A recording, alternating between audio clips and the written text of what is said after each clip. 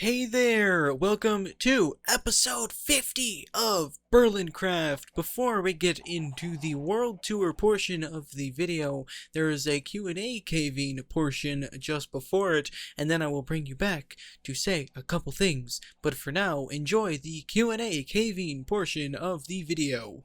Thou Lord Biscuit / Biscotto asks, have you ever thought of doing a Draw My Life video when you get to a big number? Honestly, I've never thought of doing a Draw My Life video, and I probably never will. I've lived a very average life, and it has been a very normal and average life, honestly. There's nothing interesting to say about my life. I've grown up a very normal life, I've never dealt with anything, I've never been bullied, and I just don't have a very interesting life in general. It would be the very, very standard life. I was born, I grew up, I went into elementary school, I was never bullied, I went into high school, I was never bullied, and now I've graduated high school, I'm going into my late teens, and I am still doing YouTube and looking for some jobs on the side. Honestly, that is my life, and everything else doesn't need to be said in a Draw My Life video. Everything that I want to say, I say in video. So that's why I will probably never do a Draw My Life video, just because I've had a normal and average life. Number 2 really isn't a question, but he says, how do you not have 100k subs yet? Because growth on YouTube takes a very, very long time, so maybe if I keep going at this, maybe one day I will reach 100k subs and get that 100k plaque,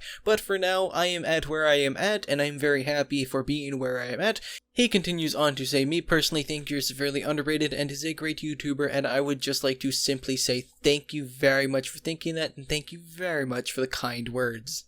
John S. asks, what is your favorite game type? Probably the sandbox creative types, and that is probably why I love Minecraft so much. I love the ability to wander the world and see what you like, and then have the ability to create whatever you would like in that area. That is probably why Minecraft appeals to me so much, and why I love the game so much. So if I had to give my favorite genre for right now, is the sandbox creative types, although my answer again may change in the future if I find a genre I like even more than sandbox creative type games.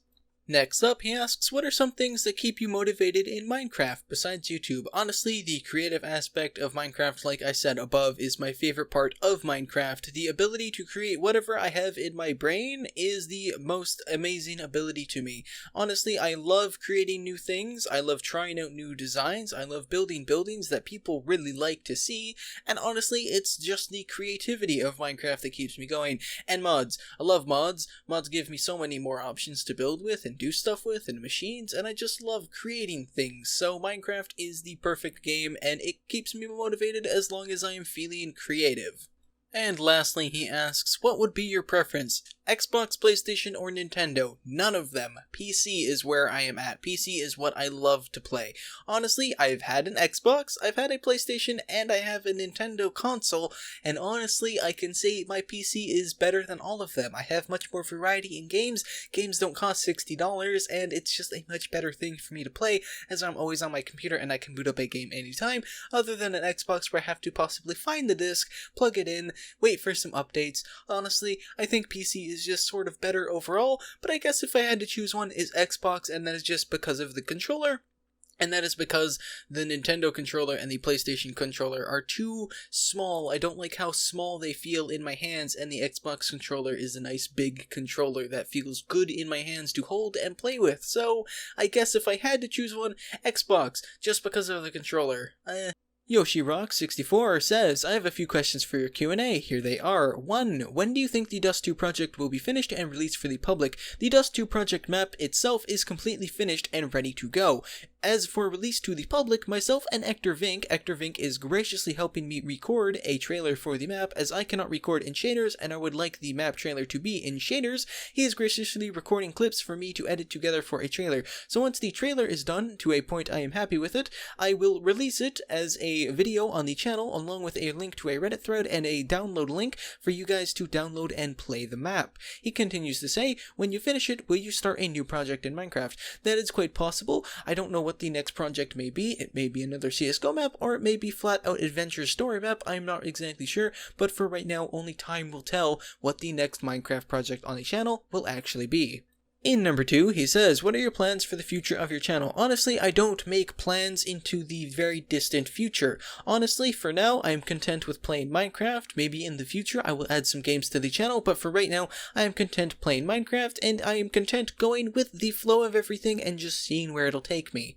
Number 3, he says, do you plan to ever play other games beside Minecraft on the channel, and if so, what games? For right now, I am perfectly content with Minecraft being the only game on the channel, but this does not speak for the future, where in the future, if I find a game that I would like to post to the channel, I will obviously record and upload said game to the channel, and then obviously we will work off that point to see if I should keep uploading games onto the channel other than Minecraft. Number 4, he says, how's your day going? And my day is going fantastic, other than the fact that I am up at 4 in the morning recording this, although I am usually up at 4 in the morning anyway recording something, so I guess it's not that big of a deal that I am up at 4 in the morning recording something. Regardless, the rest of my day was absolutely fantastic, and I'm doing fantastic as I speak. And then he says, hopefully these aren't too many questions, and you can pick and choose which ones you answer and don't. Anyways, have a great day, and I answered all of them, and back to you too, Yoshi. I hope you have a fantastic day. And finally, Michael Sweet, I hope I'm pronouncing that right, asks, 1. How do I know Wells Night? Well, a very long time ago, over a year actually now, there was a r-let's play subreddit thread that asked people to apply to the StudTech SMP. I applied, but my builds were quite mediocre at the time, so I was denied, but Wells still took a look at my channel and saw my Just Another Quality Minecraft video and was impressed with it. We started following each other on Twitter and started talking on Twitter. Then we got together for the Poke Community UHC, and that was our first recording together, and the rest is history.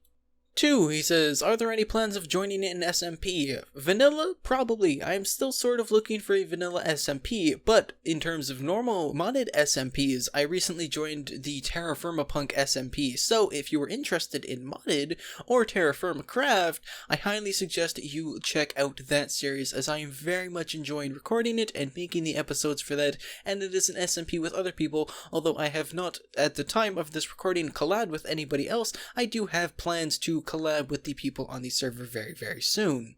And finally, 3, he asked, would you ever consider doing a Life in the Woods Let's Play? And the answer is no, because in the Life in the Woods website, there is a big disclaimer that says Life in the Woods is best played with shaders, and that is part of the immersion and the experience of Life in the Woods, and as we all know, I cannot play or record with shaders. So I feel like if I don't play the mod pack with shaders, I'm taking away a part of the immersion and the experience of the mod pack, and that just feels wrong to me, because people are playing the mod pack for the immersion and the experience, and if I take that away, there's no point in playing the pack. So, very short answer, no, I don't think I plan on playing a Life in the Woods mod pack unless the experience is crafted without shaders, and that just feels like it would not be a Life in the Woods mod pack. Welcome back. I hope you enjoyed the Q&A caving portion. To kick things off, I would like to say there is now a world download in the description, and it will be there for every single episode until it gets updated. It will have the episode number beside it, so you will know if there is an updated world download or not. Before we get into the full-fledged world tour, I would like to announce how things are going to work. First of all, we will start here at the Mushroom Island instead of spawn, because nothing is built at spawn. We'll go through the entire Mushroom Island. We will go over to the Saloon Town and have a tour over there. Then we will do the miscellaneous things like the new sheep farm and the old sheep farm. So let's kick it off with the very first thing we ever built in the world. A staple to pretty much all of my worlds at this point is this little hobbit hole design. I ended up making this on a very, very old SMP that I used to be part of, and I loved the design. I fell in love with it and have been using it ever since. It is very simple and works great for a starter cubby hole. Honestly, this thing certainly needs a bit of a remake. We need to organize some chests and we need to redo some things, but this is just where I keep all of the items for now. Wood and cobble on this side, some valuable stuff. The first items of the world, my first wooden pickaxe, the first enchanted diamond pick, the first elytra of the world, so I'm wearing my second pair of elytras, and the first iron sword. And I'm pretty sure the first set of iron armor actually broke on us, so let's move along. This was the house. So the second thing we did in the world, actually, well, we're not going to go in order of like how I did them in the world. I'm just going to go through them. These are the pathways. It took us multiple episodes and a very, very long time to settle on a pathway design, but I finally settled on this simple pathway design. Honestly, I think we've had about 5 pathway design episodes by now, just for the Mushroom Island alone. Then we have this place over here, which is just a little bit of an overgrown cave, which has some wheat and some vines and some bushes and some glowstone hanging down just for a little bit of light. Over here, we have the Rowdy Cow Cave without many cows in it right now, because I let them all out to wander around the island, but this is where we get our main source of wheat, and for a while it was our main source of food. A while ago, we actually made this chicken farm, and last episode we recently just improved it, so this is a simple little chicken farm design that is just sort of chilling here. Down here, we have our patented skeleton grinder designer. Down here, is a simple little setup. We have the skeleton grinder to the left over here, and I'll explain these redstone things in a second. We have some chests to hold all of the goodies, and we have an enchanting table system here with a lever that, if flicked, will give you the proper amount of lapis to do some enchanting. Now, if I have some silk touch on me, I do, so let's break in here. I will show you actually how this works. This works on a burnout clock, and if you don't know what a burnout clock is, it is a quick pulse of redstone that will instantly burn itself out in little short pulses. So this one specifically burns itself out 3 times. It's a redstone torch leading to here with a redstone piece on top and blah blah blah blah blah. And just to put it simply, it's some redstone that makes it go 3 times. So 1, 2, 3, and then you have the perfect amount, and that's that. And then we have an anvil held up by string here just because I didn't want to put it anywhere else, and it makes it look a little bit cleaner. Over here we have all of our redstone components. Right here we have a button, it's hard to see, that will extend an arm to trap all of them coming. Actually no, this lever right here traps all of the skeletons from coming through, so they can't come through. This button crushes the skeletons down to their perfect health, and then this hopper down below, once the skeleton actually gets hurt enough, this hopper right here actually picks up the items and funnels it down here to this another redstone contraption, which is just oh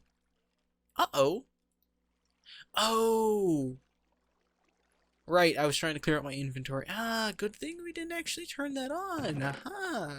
They're sort of trash anyway, but at least they're there. But you flick this lever and it will constantly burn itself out and fling out items into the lava pit. So that is the skeleton grinder down there. It has a pretty simple design. It was one of the first things we actually built in the world, and that crusher design I actually used from somebody else, but the compactor trasher design was actually my own. Here we just have a whole bunch of mushrooms, honestly, just a whole bunch of mushrooms. We have a bridge here that I very much enjoy. I love this design. It is one of my favorite bridges that I've built to date. It's very, very nice. We have some simple docks over here, prepping the line for the docks town. We have the lighthouse and the recently built dock offices where people will have to go to get their permits for, docking and fishing and boating and all that stuff for the island. And inside the lighthouse, it has multiple layers. On the first layer is sort of a restaurant sort of thing where people can come in and eat. And we had a mishap with fire here a while ago, but now that is all settled. On the second floor, if we just run up here, we have some beds for people to stay the night. On the third floor, we have some normal bookcases for people to actually read some stuff if they're bored and cannot sleep. We have some storage up here for the restaurant down below, and up here is the very final level with some cobwebs and the lever that controls the time-activated lights on top, which, if you do not know, the lights on top are controlled by the time of day, although it seems to be slightly broken since they're on all the time, but they're supposed to be off in the day and on at night, so hopefully we can maybe look at that soon, because daylight sensors and stuff are pretty broken in Minecraft. I don't know, they just they don't really seem to work super properly. Let's take a look at the offices building, one of the most recent builds in the world, and it just has a simple sort of gray color palette with some white and some white bone blocks for the floor. But I really like the inside of this. It looks a bit modern, maybe a bit modern to the area, but it's supposed to be a fancy new office building, so I don't really mind that it looks a bit too modern to the proper area. And if we just head over there, we will be arriving up to a normal little fountain, just a simple little fountain. There used to be a different design here until I removed it and replaced it with this one, which I do enjoy a little bit more. It has this ring around the water that actually looks like it's holding in the water, and these little pillars that look like it's holding up the ring. Then we have these two small houses over here for the residential district. This big house here, they sort of share the same shape, but we have their inside, it's slightly decorated just for a family, and they all sort of share the same same design as well, the same sort of color palette, because that is sort of what the town looks like. It has just the same thing. So this one is sort of just a miniature version of this one with a little bit of a derpier roof. And here is the market for people to come and sell stuff. Think of it as a flea market. This guy sells valuables. This guy is like a vegetarian or planter. He sells plant related things. This guy is like a hunter. He'll sell you mob drop related things. And this guy is just a lumberjack. He will sell you lumber related things. And we have yet to put in all of the armor stands here and here, which I do plan on doing for the Mushroom Island, because in the Saloon Town we added them there, which we will get to in a little bit, and it makes the town look a whole lot better. It makes it look a lot more alive. We have another simple little bridge here that leads to the town hall, the first massive build we did in the world, which I'm still proud of to today. Some of the builds maybe I'm not so proud of anymore, but this is one of the builds that I'm still proud of to today. I really like the look of it, and again, last episode we did the interior design to it. And back here I have my own little simple elevator that has a holding mechanism up top, which you can come out and look around, and then you can drop down. We have the armor stands over here to signify people, but I didn't do them in the rest of the island, but you can see a taste of the Saloon Town because we have some armor stand people. Now I might just put pumpkins on their head, but I don't know how silly that would look. So moving on, the last couple things on the island is just across here and then across the bridge right there. This bridge actually went through two iterations, one where it had this really sharp curve that I didn't really like, and this one where it actually a thick, very thick pillar in the middle, and this one where it is a nicer, smoother curve and two little pillars on the sides, which makes it look like a lot nicer of a bridge. This is the windmill over here on an island that mysteriously popped up when I moved to the multi-MC launcher, which I couldn't, complain about it. It was a nice place to build our island, but this is another wheat farm, sort of. I don't ever collect wheat from here, but we have some scarecrows here that have their own pumpkins and such, and they're all dyed their specific colors. This one is red, that one is blue, that one is green, and inside here, this is not been decorated. It is just filled with a whole bunch of cobwebs as a signifying thing of I should come back and actually decorate that, but for now, it is overrun with the infestation of spiders. So, this was the Mushroom Town. Everything has been said and done here. We are still working on this, as with everything else in the world, but this has been said and done. We have two houses, a windmill, a town hall, our normal house, which should be demolished or changed or something soon. We have the Rowdy Cow Cave, a chicken farm, a skeleton farm, the office docks, and then a full-fledged lighthouse with working lights on top. And where did that go? I have no clue. Oh, there it is. So that is the Mushroom Town. This is the Mushroom Island. And, okay, hold on. Just because it was, a big focal point of an episode, I will show you the thing that I have pretty much ditched the idea of. I have pretty much forgiven the idea. I've decided that I don't like the idea. Honestly, I don't want to continue with it. But over here, we have the power crystal of the island. It looks silly in here now. But we have the power crystal of the island, which is below the town hall, which was supposed to give power to the entire island, but we went with torches instead of the power towers that we wanted to before, and honestly, it is a forgotten relic of the town. I'm not going to remove it since we cleared out this area and did so much with it anyway, but that's the silly power crystal thing that we actually did, and I sort of regret because it was a long time clearing this area out. It wasn't worth it. We're not using it for lore purposes, and I'm still working on the lore. Heck, this place doesn't even have a name to it yet, although the Saloon Town does. We will get to the Saloon Town in just a second, but that is the Mushroom Island. There is still stuff being done with it. Again, to the entire world, there is still stuff being done to the entire world, but this is all of the stuff done to it up till episode 50. And also, I almost forgot, there's a lot of custom mushrooms around. A lot of these are custom smaller mushrooms of the bigger variant. This is a normal vanilla mushroom, and this is a slightly smaller version with the bone blocks to mimic the stem blocks. This one is a still growing red one. The vanilla red ones look like that. And just littered around the island are some normal little mushrooms to decorate them. But there are quite a few custom little mushrooms that I have placed around the island just to make it look like there's still some mushrooms growing around the island, it, and it gives it that little touch of a still growing society. So now it is time to actually see you over in the saloon town. Actually not yet. This is the nether tunnel that I made, which is specifically made for ice boats, and it is specifically tailored to make sure there's no pigmen spawning in it anywhere, and you still have the ability to go super fast in it and not bonk your head on anything. Sometimes you get stuck in a side block like that, but that is easily fixed.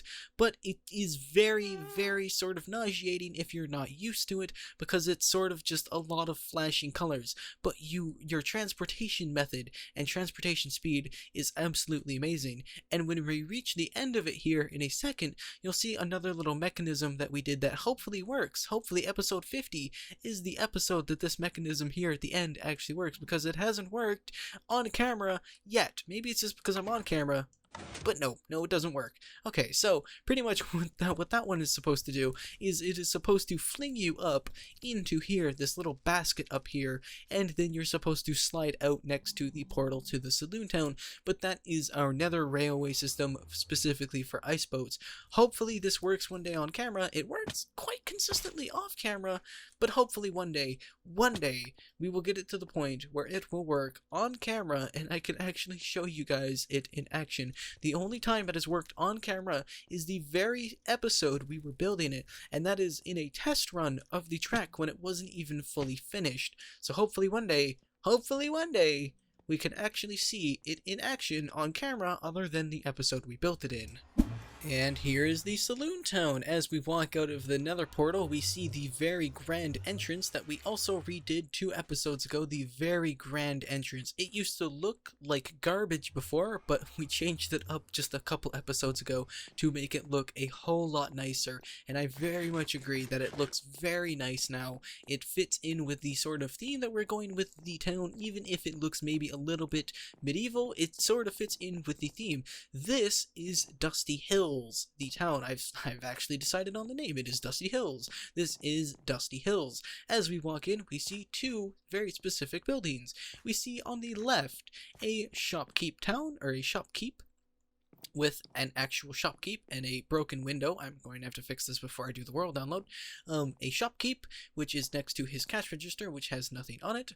And on the shelves, we have some novelty gold, some taters, some more novelty gold, more novelty gold. We actually have guns on the shelf, and a novelty tater, maybe just a normal tater, a little bit of drink of water if you're thirsty, and just a normal bow, which isn't a Colt 45. So, and then over here in the corner, just some simple leather things. So across the street, we now have also, yes, I have stuff in chests laying around the entire world. You'll find them frequently if you actually explore the world in quite a few spots. And over here is just a small forgery with some diamond armor being made in the corner, some pants and chest plates over here and here. Here is the forge bench, here is the anvil, there's supposed to be an anvil on this side, and the cauldrons to quench the ingots as they're being made. And up here in the attic is the gold and iron storage that the blacksmith is making. I also forgot to put the blacksmith, but he is supposed to be right here forging away at a weapon. And hopefully one day we can put item frames straight down onto a block so it'll be facing upwards instead of facing towards us. And also this seems to be a broken torch. This is the horse stables, which we have 2 horses in here. We don't actually ride them. We don't have a name for them, but these are the horse stables. They have their own water. They're studied up to the fences, and there's a pile of hay in the corner just for a little bit of aesthetics. Over here, we have the guillotine, which a creeper is apparently wanting to demonstrate for us. Over here is a very simple guillotine build that we did in 1 episode, which is just very, very simple. It's just very normal. We have a podium here for the mayor or whoever is doing them to do it, and we have the button to release them, which without actually redstone doesn't actually release them, but they get released and fall into a pit, so they're just supposed to stay here. The fences right here are supposed to signify that they're being, hung, and I guess we could put some leads on these to make it look like there's some rope hanging from the fences, and I think that might be a good idea, but they fall into the pit and they just sort of squirm in the pit. This is the saloon, which I am very proud of. Actually, it is one of the again, bigger buildings in the world, and recently we added people to it. Very proud of this, very proud of how it came out. We have some people playing around on their tables. We have the barkeep over here. The bar and the barkeep is yet to be added. Up here we have some normal people just chilling around. We have some couples out on the balconies. We have 2 people doing some shady business. We have some people, and it overlooks the entire town up here, which I actually really enjoy this view. It looks gorgeous from here because you can see all the way down if you so choose. So moving on from the saloon, the next building just across the street is the police station. So if we just walk over here, this is one of the most recent builds in the town. This is the police station with the sheriff right here and his trusty Colt Walker right next to him, which was actually stolen from the shop. Don't tell the shopkeep, sheriff, even though you're a corrupt lawman. Here are all the cells. Very basic design. Hard clay bed, red, and white for a bed, and a cauldron for you know what. And that is that for the cells. There's 1, 2, 3, 4 cells. This is the bare bones kitchen for the prison, and over here is the waiting area, or holding cell for people that did something wrong but didn't do something that wrong, so they maybe got like an hour punishment and they just gotta sit in here for an hour waiting for their time to be up, which is probably a bad idea to put 4 people in the cell that probably did some bad things, because they'll probably do some more bad things in the cell with more people, but we'll get to that when it actually happens. And here is the most recent addition, a very sort of quick and simple design for a morgue that is made out of stone brick, which sort of doesn't fit in with the town because it is made of stone brick, but it is the only way that I didn't burn down the entire village or the entire town, and even at that I almost burned down the entire town. And in them we have the morgue keeper and the cremation machines, the cremation furnaces, which can't be opened, but we have the half slabs in there that is supposed to signify a body in them. And then over here in the back we have the exit things. So this one is to sort of fan the flames so it gets really hot. This one is to put the body in, and this one is to take the body out. And recently we redid the paths on the world and added this plateau back. We actually cleared out this entire mountain down here. It was about 2 levels, but we're adding one back to build on more levels than just one for a flat town.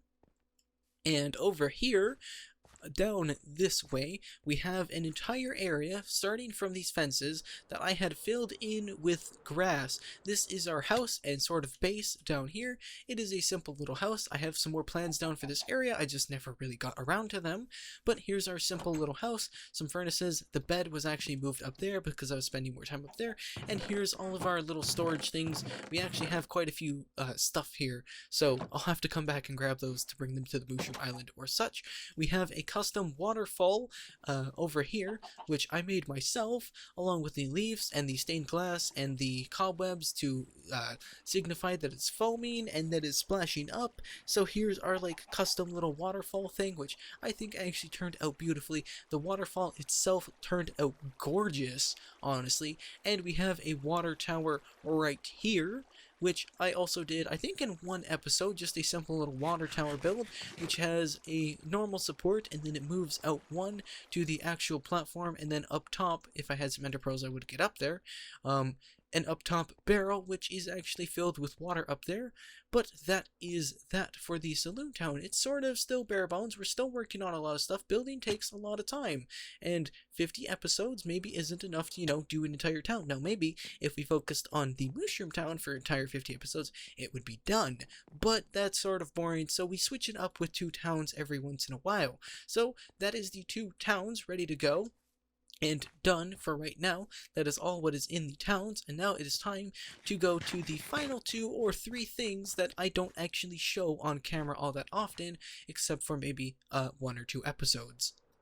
Every single time I mention the swamp sheep farm, this is what I'm referring to. A massive pit with a whole bunch of sheep.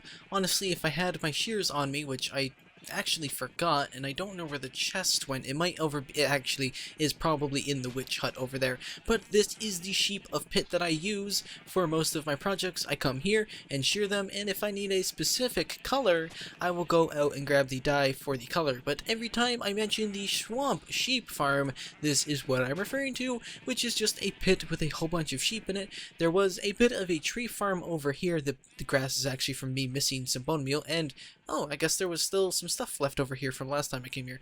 But this is where some trees were that I was growing before, like the dark oak and the jungle wood that I've been using, but I recently just chopped them all down and they're all gone now. So I'm pretty sure we're going to move the tree farm over to the new island where we have the new sheep farm. Speaking of, that's where we're going next.